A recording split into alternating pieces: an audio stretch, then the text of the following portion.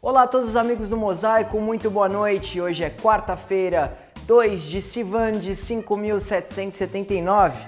No programa de hoje, entrevista com o presidente da CIP, Mário Fleck, cozinha da Edeshamami, Pinata Música e muito mais.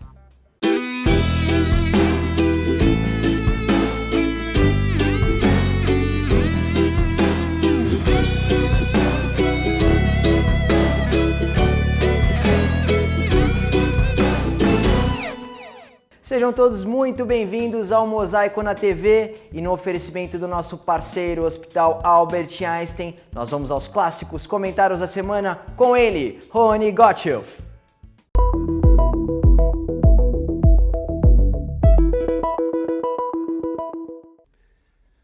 Meu pai, fundador e produtor do Mosaico, sempre dizia que não cabe aos judeus que vivem longe de Israel se meterem na política local. E nós não vamos nos meter. Mas, diante de tantas perguntas do público, tanto na TV como no YouTube, sobre o que está acontecendo, decidimos tentar uma explicação. E a explicação toma como base um artigo de um dos jornalistas israelenses que eu mais respeito, Yaakov Katz, o editor do Jerusalem Post. Em 9 de abril último, Benjamin Netanyahu achou que havia ganho as eleições em Israel. Ganhou, mas não levou. E por que não levou? Porque o governo israelense é montado a partir de uma maioria de cadeiras no seu parlamento, conhecido como a Knesset. São 120 cadeiras e para você governar, você precisa ter o apoio de, no mínimo, 61 parlamentares, a metade mais um. Pois bem, as eleições deram 36 cadeiras para o partido Likud, de direita, liderado por Netanyahu, cuja campanha dizia que o país só estaria seguro com ele. E 35 cadeiras para o azul e branco, também de direita, do general da reserva Benny Gantz, cuja campanha dizia que Netanyahu é corrupto e tinha que ser mandado para casa, ou para a cadeia. Em princípio, esses dois partidos, que têm visões políticas parecidas, poderiam juntos tocar o país e realizar as reformas que ele tanto precisa.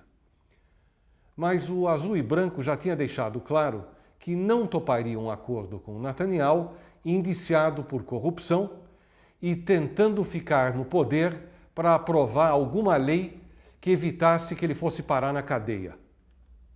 Qualquer semelhança com a política brasileira não é mera coincidência.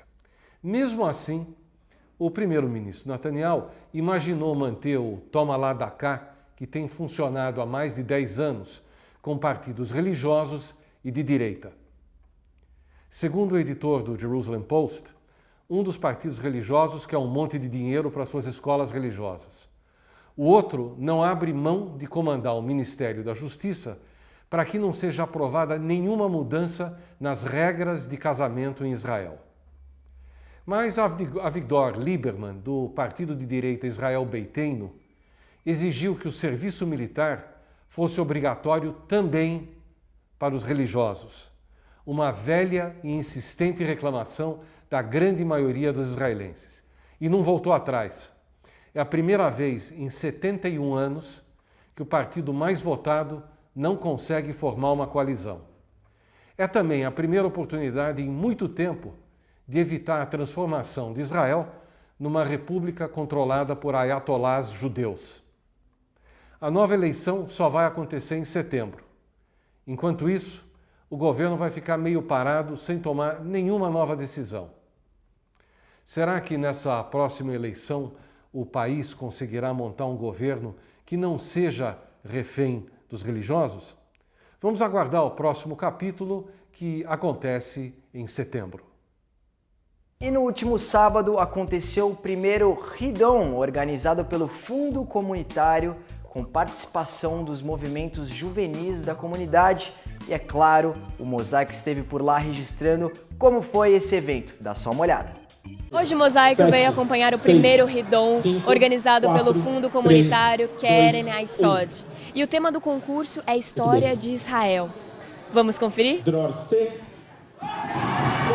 O Ridon é uma competição que surgiu, na verdade, na Argentina, mas foi trazida pela dona Nelly de Bobrov, que há muito tempo já queria fazer essa atividade. Quando eu estive há 4 anos atrás em Buenos Aires, que eu participei do final de um Ridon, e eu vi de que maneira as crianças, para se prepararem, têm que estudar toda a história do Keren Hayesod e a sua ligação com o Estado de Israel. Eles estudaram sobre temas diversos relacionados a judaísmo, sionismo e o Estado de Israel.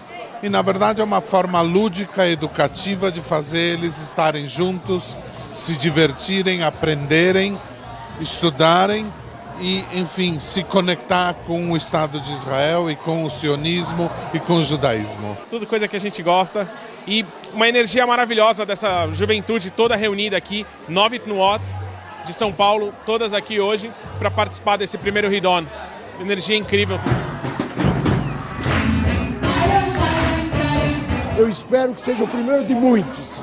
O entusiasmo, essa juventude aqui, tem mais de 300 jovens aqui, nós estamos entusiasmadíssimos e vamos tentar fazer com que isso entre no nosso calendário anual e nós vamos fazer isso. Hoje nós estamos com todas as notas, ou seja, todos os movimentos juvenis, estamos juntos com a agência judaica e estamos muito felizes realizando esse Ridon e que no final premia quem ganhar uma viagem para Israel e um acompanhante. Vale a pena. Na última quarta-feira, o Consulado-Geral de Israel em São Paulo celebrou os 71 anos do Estado de Israel com um concerto comandado pelo maestro israelense Doron Salomon no Clube A Hebraica.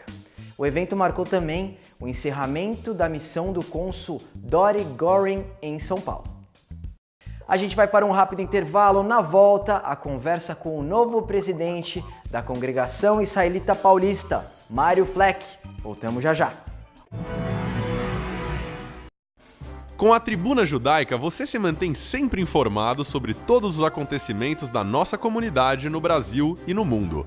Assine a Tribuna Judaica e não perca nada do que acontece. Ligue 0800 55 10 18. O programa Mosaico na TV tem o apoio de Banco Safra, tradição secular de segurança.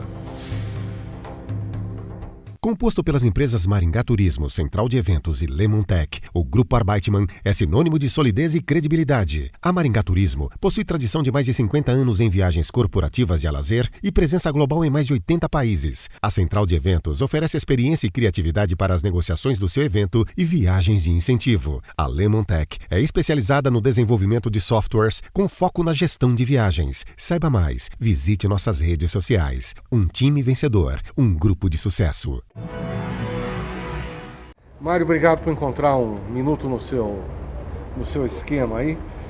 Me conta, o que você encontrou na CIP e o que você pretende fazer? Olha, obrigado pelo teu convite, é sempre uma honra e uma alegria estar aqui. Se não tivemos tempo antes, vamos recuperar isso ao longo do futuro. Eu estou na CIP, primeiro a minha raiz é da ARI, no Rio de Janeiro. O meu judaísmo é o judaísmo da ARI, que é muito parecido com o da CIP. E quando eu vim para São Paulo, a CIP foi praticamente a continuação da ARI, sem nenhum hiato, sem nenhuma diferença. Eu já sou ativista comunitário há muito tempo, como você mencionou, passei pela federação. E depois que eu saí da federação, o Marcos Lederman me convidou para ser o vice-presidente dele num mandato que recém foi encerrado. E nós começamos um projeto, naquele momento, que eu tenho total vontade e objetivo de dar continuidade. Esse projeto, na nossa opinião, e eu sou um forte entusiasta de uma visão compartilhada num grupo de pessoas que está atuando na CIP, é que a CIP tem uma combinação de uma oportunidade, uma obrigação e uma responsabilidade de ocupar um espaço estratégico na comunidade judaica nos tempos de hoje fabuloso, fantástico. Por isso que eu digo que é uma combinação de oportunidade com obrigação, que é servir de elemento de conexão com uma parte significativa da comunidade judaica, que por N razões, podemos nos aprofundar depois nisso, está desconectada, desligada e indiferente a qualquer contexto judaico. Hoje a gente fala, e a gente já falava isso no meu tempo de federação, talvez 2/3 da comunidade em São Paulo, dos 60 mil, fazem parte desse grupo de abandonadores da tribo. Não aparecem nem nos momentos mais sagrados da nossa vida judaica. Então nós achamos que a CIP é mais do que apenas uma sinagoga, e ela pode e deve ocupar um espaço estratégico nesse contexto. Tanto assim que a gente fez uma brincadeirinha e disse assim, olha, a CIP, que é a Congregação Israelita Paulista, a nossa definição é que ela tem a obrigação de congregar, o C de congregar, o I é de inspirar e o P de perpetuar. Então, se você quiser sintetizar todo o nosso programa, e tem lá 20 projetos e iniciativas que a gente está fazendo, tudo é para aumentar a capacidade de congregar, inspirando os judeus de São Paulo a entenderem a nossa posição entre o nosso passado que a gente traz e o nosso destino, que é inevitavelmente, na minha opinião, absolutamente conectado com essa história, e a perpetuidade disso.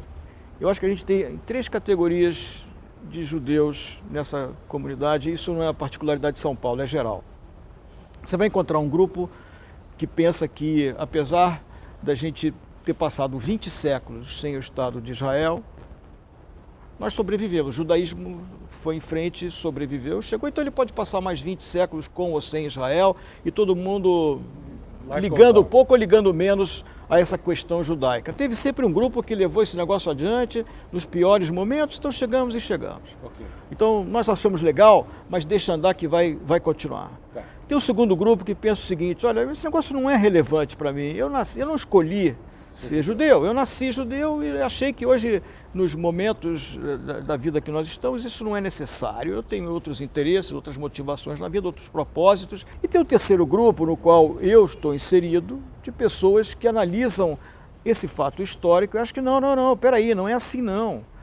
Nós chegamos até aqui como uma tribo persistente, insistente, resistente a todos os processos de destruição que nos vieram, aliás, tentaram nos destruir por alguma razão interessante, que a gente deveria pesquisar. Por que tanto esforço em destruir os judeus?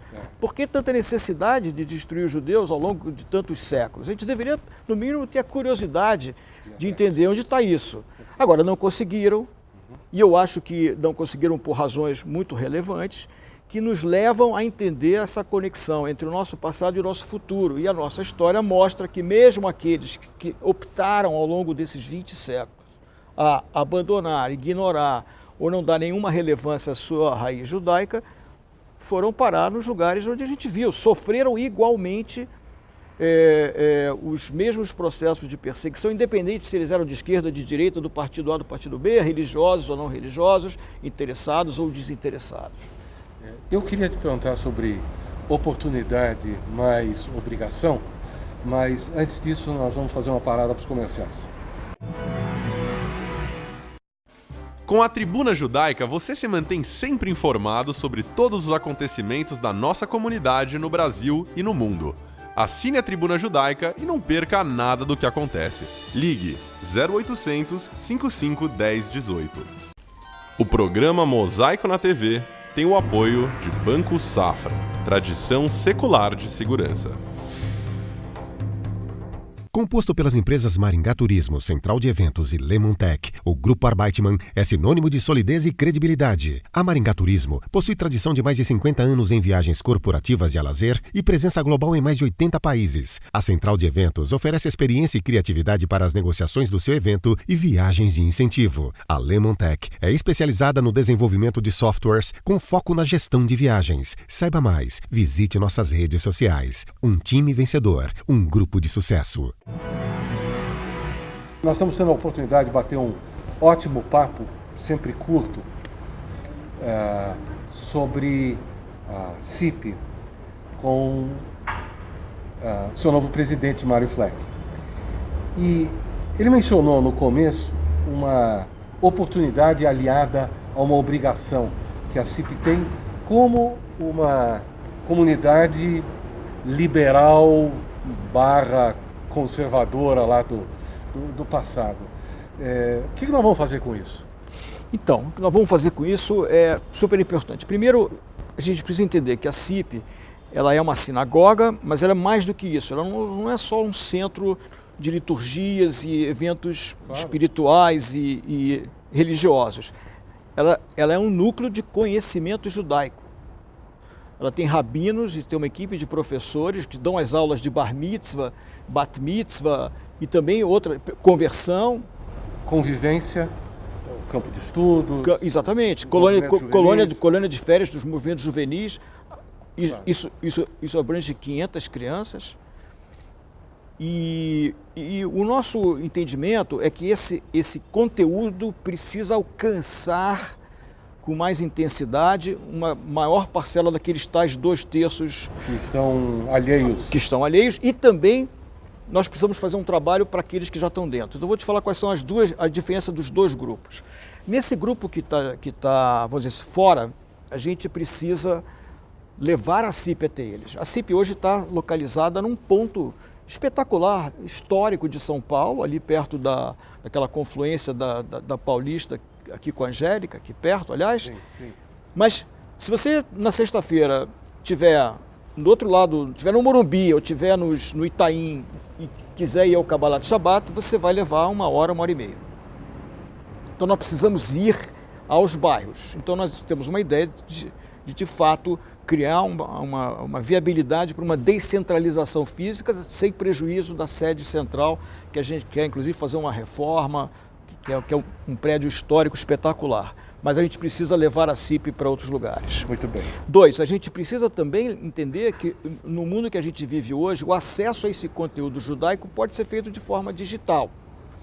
Então, os rabinos, por exemplo, que fazem cursos, ciclos de debates, palestras, 2, 3 vezes por semana, não precisa que as pessoas se desloquem até a CIP. Elas poderão, como já podem, a gente está fazendo esses testes hoje, você entra num link e no teu carro, no caminho de casa ou de um outro compromisso, você pode participar e assistir uma aula sensacional sobre filosofia judaica, sobre pensamento judaico, etc. Então, isso faz com que você possa alcançar de maneira digital, inclusive a comunidade de outras regiões, até do Brasil e brasileiros que estejam no exterior. Agora, para lado de dentro também, que a gente não pode esquecer, nós acreditamos que os tempos modernos nos levam a uma demanda de um judaísmo relacional e não transacional. Qual é a diferença? O judaísmo transacional é aquele que o sujeito fala, olha, o judaísmo está aqui em algum lugar na minha lista de prioridades, aumenta quando chega o bar mitzvah, a colônia dos meus filhos, a escola, e aí ele faz uma transação que é comprar um serviço, pagar um casamento, pagar uma inscrição num curso, etc. Isso é um judaísmo transacional que não cria essa intensidade judaica que a gente quer fazer. O judaísmo relacional faz com que você se sinta membro, participante dentro. Então, se você é, por exemplo, um descendente de um fundador da CIP, já está na segunda e teus filhos também frequentam as colônias, você tem teus netos lá também, você tem 3, 4 gerações de continuidade de relacionamento com a CIP, você não deveria pagar por nenhuma transação, porque você já está vinculado à CIP. É claro que existe uma equação financeira e a gente espera que cada um com a sua capacidade, ao longo de todas essas gerações, faça a sua parte. Sim. Mas o judaísmo relacional é muito mais quente, é muito mais aquecido. O melhor exemplo dos tempos modernos é o Beit Chabad, que tem que ser respeitado pela sua capacidade de acolhimento, de percepção, de relacionamento. Então nós queremos trazer relacionamento, queremos trazer mundo digital, acesso, distância, descentralização física, tudo isso em cima de um conteúdo fabuloso judaico. Mário, eu gostaria de continuar a conversar aqui uma meia hora com você, mas o programa só tem 6 minutos. Certo. Eu espero que esse aperitivo que o presidente da CIP deu para vocês sirva de incentivo para vocês darem uma olhada no que a CIP oferece hoje, irem lá participar de um Kabbalat Shabbat, porque existe vida inteligente fora da ortodoxia também. E eu lhe agradeço mais uma vez por ter nos dado a oportunidade de contar um pouco para os nossos telespectadores. Muito obrigado, Rony. Espero ter outras oportunidades de aprofundar mais essa discussão. O pior que tem para o judaísmo é a indiferença e o melhor que tem é o debate, a discussão e o aprofundamento. Maravilha. Mosaico volta já já. Do próximo dia 8 ao dia 10 de junho comemora-se Shavuot, o momento em que a Torá foi entregue ao povo judeu. E para celebrar essa data tão festiva, nosso querido chefe Breno preparou uma receita, olha, de dar água na boca. É com você, chefe Breno. Oi, Tchemame, como vai? Vamos comemorar Shavuot. Como disse um dos nossos sábios, uma festa menor de consequência maior. Shavuot, o dia que o povo judeu assume a sua identidade de povo judeu. Hoje é dia de Lokshen Kugel especial de Shavuot no Cozinha da Yid Shemame.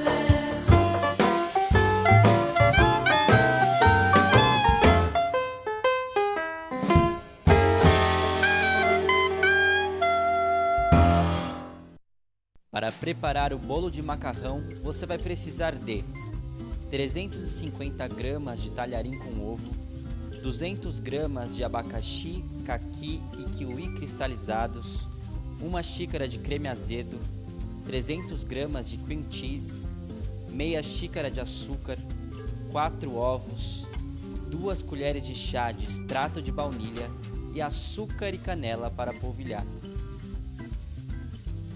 Lokshen Kugel, você está cansada de fazer. Macarrão, um pouquinho de ovo, um creminho, assa ele fica bonitinho. Mas esse é um Lokshen Kugel muito especial. Ele é um Lokshen Kugel doce, que leva diversos ingredientes lácteos, porque é uma tradição de Shavuot a gente consumir ingredientes lácteos. E vamos começar. Eu tenho aqui talharine, feito com ovos. É importante que a massa leve ovos, porque na hora de assar isso vai nos ajudar. E tenho água fervendo aqui. Vou cozinhar o talharine al dente. Agora, Yid Shemame, nós vamos misturar cream cheese, creme azedo. Vocês sabem, é difícil comprar creme azedo. Você pega creme de leite, pinga limão, deixa passar umas 2 horas, ele vira creme azedo. Um pouquinho de extrato de baunilha, açúcar e ovos. Vamos checar se esses ovos estão ok, um por um. Aquela velha sapiência da Yid Shemame. Esse está ok. Esse está ok. Nós vamos começar com 3 ovos, embora eu tenha reservado 4. Vamos ver como fica o nosso creminho e, se necessário, a gente põe o 4º ovo. Tá aqui o creminho, prontinho, não foi preciso o 4º ovo. Ó, a consistência que eu quero desse creme é essa aqui, ó. Tá vendo? Então, creme pronto, frutas, açúcar com canela para polvilhar lá no fim. Vamos esperar o nosso macarrãozinho ficar pronto, preparar isso, mandar para o forno e nos preparar para o Shavuot. Nosso macarrão está cozido al dente. Vamos ver?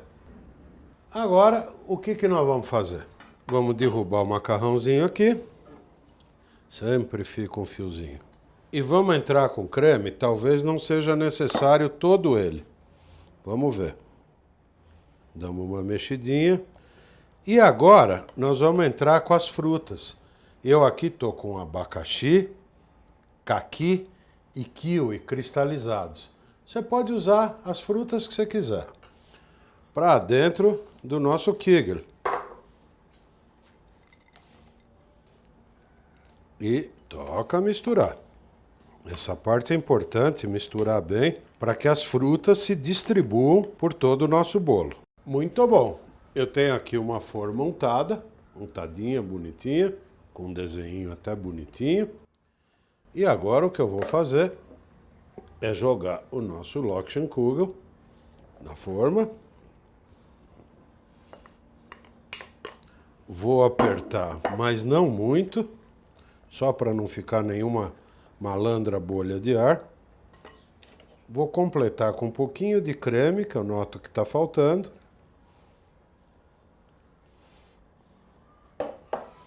Dá uma outra e última ajeitadinha. E vamos ao forno. Forno pré-aquecido, 180 graus, 1 hora. Tá aqui o bichinho. Agora nós vamos usar a velha técnica que quase sempre funciona. Aí você faz uma reza brava, uma mandiga. Eita, aqui. E para completar, olha que bonito que ficou nosso Loschenkugel. Para completar, açúcar misturado com canela. Vamos fazer nevar no Loschenkugel.